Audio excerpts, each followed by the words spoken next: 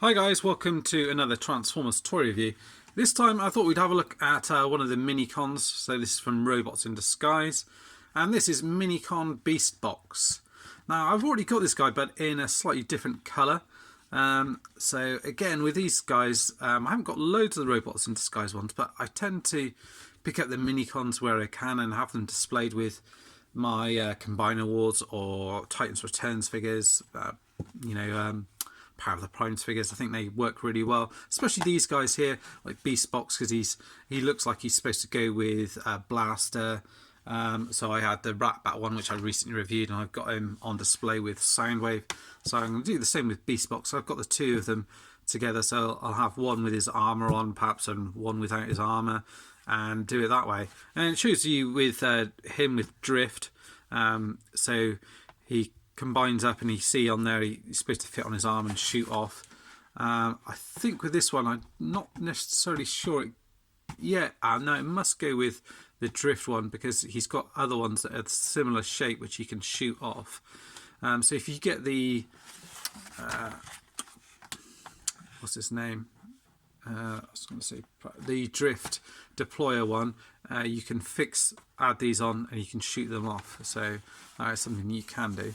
And it just shows you all the bits and pieces. So that's him with all his armour on here, that's him in his kind of launcher mode, and we'll just get him opened up so we can have a look at him.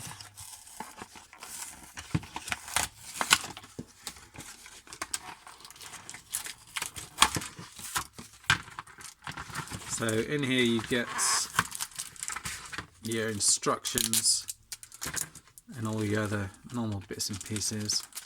I used to like it back in the day when you used to get these and used to come with the little catalogues, show you all the other figures in here. But of course now everything's online, there's not really any need to advertise everything that's on there, but still it's one of the things that I quite liked about it. And yeah, so you've got Beastbox here.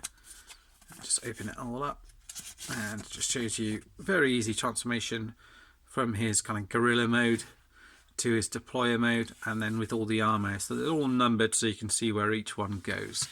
So if you take it out of here, what you'll notice as well is what it's stored on is done in the shape of like an Autobot symbol. If you buy the Decepticon one, it's in a Decepticon symbol shape, and they just tab on the back there. So give you a close-up look at this guy here. So he's a pretty mean looking fella. Not a lot of paint on him, but you see he's got this, that's his supposed to be jaw, and you see his eyes and that, and there. A bit of paint on the side here, Autobot symbol on here, and that's pretty much it. His legs are there, and I think his arms, do his arms move out? I think his arms move out this way. So I think the idea is that you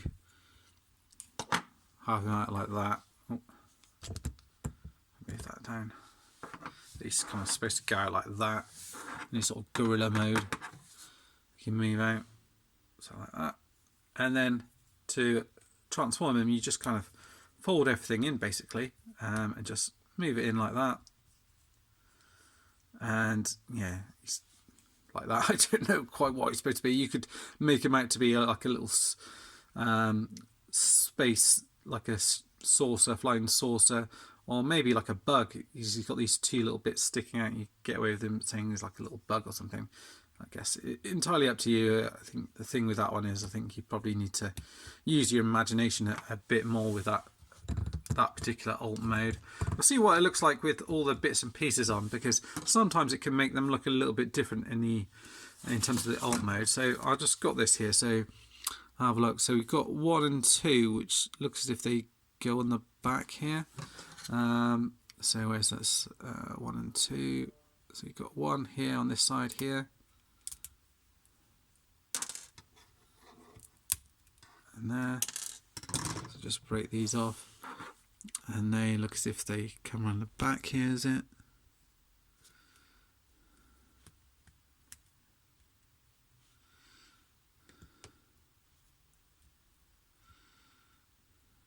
I think they're supposed to clip on here. Yeah, like that on each side. and they're pretty good, these ones. I know I've said it before, but if you don't kind of get them quite right, it should be fairly obvious, and they just won't clip in. So it looks like 3 goes around the back of his head. I will give you a bit of a close-up once we've put all these bits on, but there's not too many to add on. Number 3, and again it's got like a little notch in it, so looking at it here, it looks like it goes, just slots into the back of here. Where's that? In the back of there.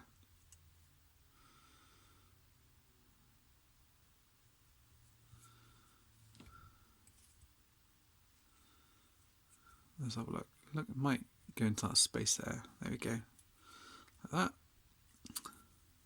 Let's move that forward. So he's got a bit of a punk rocker hairdo there. And 4 and 5 look as if they attach onto the front. So that's 4 and 5 on each side here. And these look as if they notch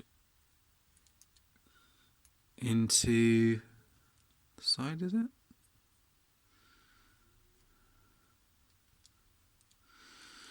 Oh, I'm doing my best here to make it look as complicated as possible when it really isn't. Is it like that? Yeah. Like that.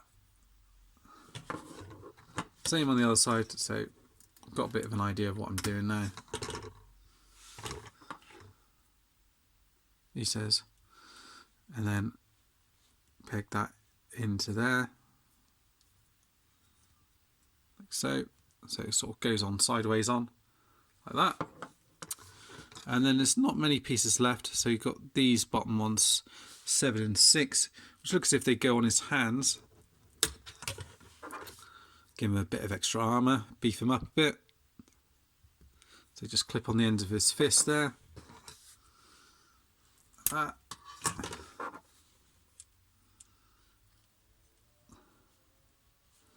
Like so.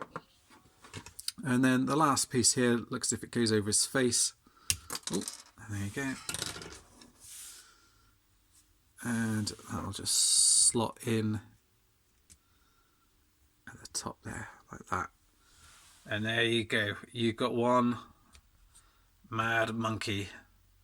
Fire monkey. Looks good, doesn't it? And then what normally happens with these, I'll test it out, but normally you can transform them with everything on. So just move everything back in and slot it in like so,